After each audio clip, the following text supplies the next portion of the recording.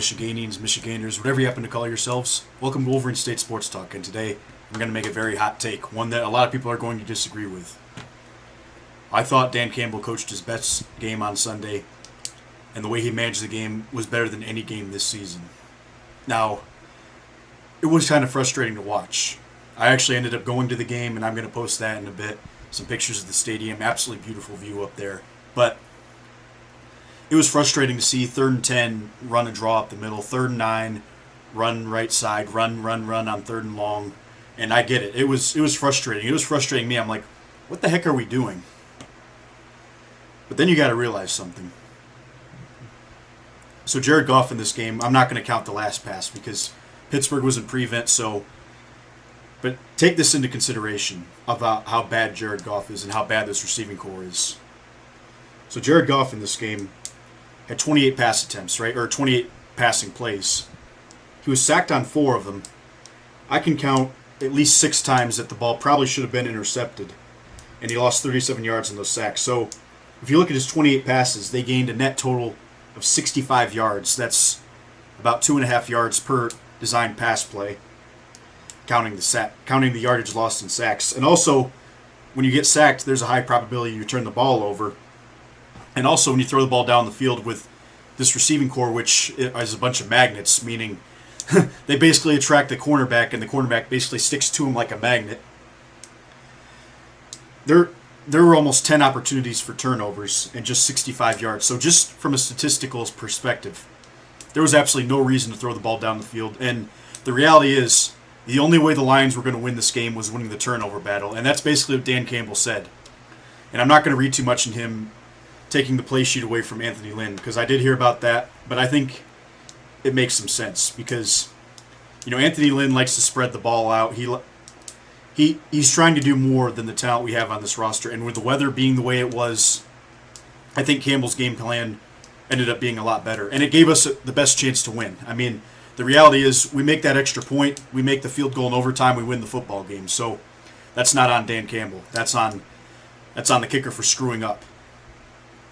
So, you could look at it the other way and say, oh, why aren't we throwing the ball down the field? Why aren't we doing this? Well, because it's been that bad. And if we would have done that, we would have turned the ball over, and there's no way we tie the game, and there's no way that we even have a shot. But the fact is, this game, Campbell sensed that he could trust his defense because they were playing great, and that they could actually run the ball pretty effectively. And Campbell actually made some nice play calls. I liked putting Matt Nelson in the game to help out with the running game, and it definitely worked out. I mean, this team averaged 5.9 yards a carry, 229 yards. When's the last time you saw the Lions do that? I was just stunned when I saw Igwebike run for that 42-yard touchdown. I was stunned when I saw Swift go for over 20 yards. Like, when's the last time you saw the Lions run the football like this? And the fact is, it was working. And even when it wasn't working, guess what? You punt the football away, and you don't give away good field position. And the Lions didn't really give up bad field position at all. So if that was the game plan, to not turn the ball over and win the field position battle, I'd say it worked. And I'd say that it gave us the best chance to win because Pittsburgh was not able to hold on to the football. The receivers, from what I heard from some guys in the crowd, they've struggled with fumbling the ball all year. So the fact is, that was our best chance to win the game. And, even though Anthony Lynn is the offensive coordinator, all the coaches help out with making plays. I hope people realize that. So Campbell probably had some plays that he had in his back pocket. And the fact is, we just need a different game plan. I don't think that this is throwing away what Anthony Lynn has done. This is just Dan Campbell saying, hey, this strategy is what's going to work best for this game, which is my offensive philosophy. And I agree with it. It worked the best because it just tells you something, though. The fact that I'm saying this tells you how bad Jared Goff is, and it tells you how bad the receiving core is. And not having Quintez Cephas hurts, hopefully Josh Reynolds can help revive this receiving core. But, guys, the fact of the matter is, every time Goff goes back to throw, he can't read the blitz. He can't make good reads, and when he does, he throws an inaccurate ball that has a great chance to get intercepted. And we're very lucky that a lot of those balls didn't get intercepted. And that probably would have been the game. The Steelers would have won easily. So I'm hearing a lot of people also talk about the dead cap that Jared Goff has, but there's a philosophy out there called the sunk cost, or a fallacy, the sunk cost fallacy. Just because we paid $30 million for Jared Goff, if it's not working, it's not working. You got to move on. I can definitely understand why they didn't want to play David Blau in this game because, if you don't trust him to hold on to the football, you don't trust him not to turn it over, then you got to stick with your guy. But I don't think that the Lions need to stick with Jared Goff next year. Yes, even though we're paying him that much, the reality is it'll affect us for one season. We'll have a ton of dead cap money, but you know what? We got to move on from this. This is getting really embarrassing. And really, if Jared Goff can't make anything happen with Josh Reynolds and TJ Hawkinson, and when I say anything, I literally mean anything. And the fact is, he had his chances in this game even to make some big plays, and he underthrew Khalif Raymond when he got wide open. So the fact is, Jared Goff might just be a sunk cost. And yeah, next year is probably going to be a throwaway season as well. But the reality is, it's that bad. And it's not the fault of Holmes and Campbell. I know Holmes signed Goff's contract, but he did that to acquire draft capital. This is supposed to be a long and painful rebuild. This whole roster needs complete retooling. But I will say this. With the guys that we do have, Campbell and his coordinators, especially Aaron Glenn, they've done a heck of a job. To see all those undrafted free agents do what they did, they're going to be great depth pieces for years to come.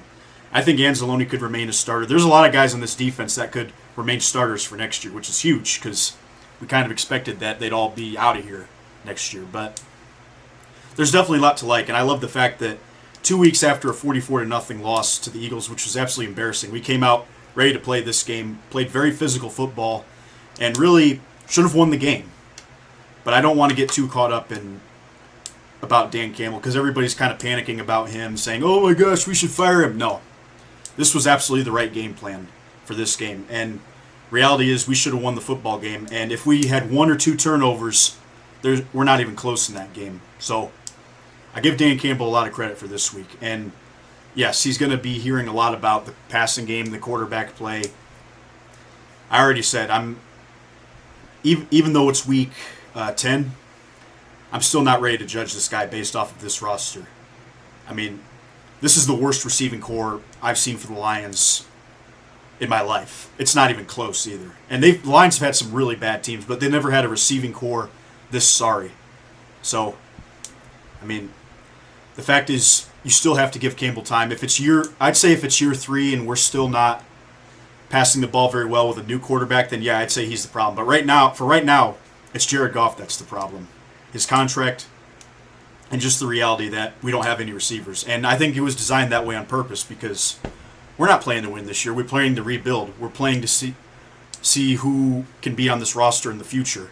If we were playing to win, we would have signed a couple of wide receivers.